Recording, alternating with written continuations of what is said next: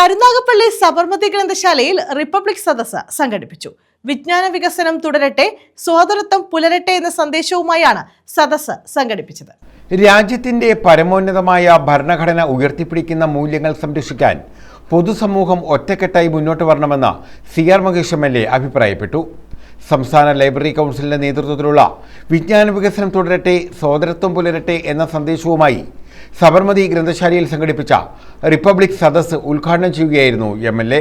ഭരണഘടനാ മൂല്യങ്ങളെയും തത്വങ്ങളെയും തച്ചു തകർക്കാനുള്ള ബോധപൂർവമായ ശ്രമങ്ങൾ ചെറുത്തു തോൽപ്പിക്കണമെന്നും അദ്ദേഹം പറഞ്ഞു. നമ്മുടെ ഐക്യവും അഖണ്ഡതയും ഊട്ടിയുറപ്പിക്കാൻ അറിഞ്ഞോ അറിയാതെയോ ഈ രാജ്യത്തെ ഒരു വിഘടന പ്രവർത്തനത്തിലും ഭരണഘടന അനുശാസിക്കാത്ത ഒരു പ്രവർത്തനത്തിലും നോട്ടം കൊണ്ടുപോലും പങ്കെടുക്കാൻ പാടില്ല എന്നുള്ളതാണ്. ഇന്ത്യ റിപ്പബ്ലിക്കായി, പരമാധികാര സ്വതന്ത്ര രാജ്യമായി അതിൻ്റെ പിന്നിൽ പ്രവർത്തിച്ച ത്യാഗം, അത് എല്ലാ അവസരത്തിലും അസ്ഥികൾ പൂത്ത വികാരത്തോടു കൂടി വൈകാരികമായി നമ്മൾ ഓർക്കപ്പെടേണ്ടത് തന്നെയാണ്. ഈ അവസരത്തിൽ നമ്മുടെ നാട് പലപ്പോഴും സമുദായ നേതാക്കന്മാർക്കും ആചാര്യന്മാർക്കും ഒക്കെ കൊടുക്കുന്ന പരിഗണന പലപ്പോഴും സ്വാതന്ത്ര്യ സമരത്തിനു വേണ്ടി ജീവൻ ബലിയർപ്പിച്ചവർക്കോ കൊടുക്കുന്നില്ല എന്നുള്ളതാണ്. ഗ്രന്ഥശാല പ്രസിഡന്റ് സുമൻജിത്ത് മിഷ അധ്യക്ഷത വഹിച്ചു. നഗരസഭാ ചെയർപേഴ്സൺ P. സോമരാജൻ മുഖ്യ അതിഥിയായിരുന്നു.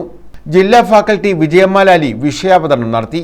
നഗരസഭാ ക്ഷേമകാര്യ standing committee chairperson B. Mohandas, കൗൺസിലർമാരായ S. സിംലാൽ, S. ഗിരീഷ് കുമാർ, മുൻ പഞ്ചായത്ത് അംഗം MK വിജയഭാനു, ഗ്രന്ഥശാല സെക്രട്ടറി രാജേഷ് പുലരി, joint secretary VR Harikrishnan, V. Aravindakumar, advocate CP Prince, Sunil C. പൂമുറ്റം, Gopan ചക്കാലയിൽ, Sheeba, മോളി സുരേഷ്, രാജീവ് വേണുഗോപാൽ, സവിത, അരുണിമ തുടങ്ങിയവർ പങ്കെടുത്തു. വിവിധ മേഖലകളിൽ പ്രാഗൽഭ്യം തെളിയിച്ചവരെയും റിപ്പബ്ലിക് സദസ്സിനോടനുബന്ധിച്ച് നടത്തിയ മത്സരങ്ങളിൽ വിജയികളായവരെയും ചടങ്ങിൽ ആദരിച്ചു. News bureau, Karunagappally.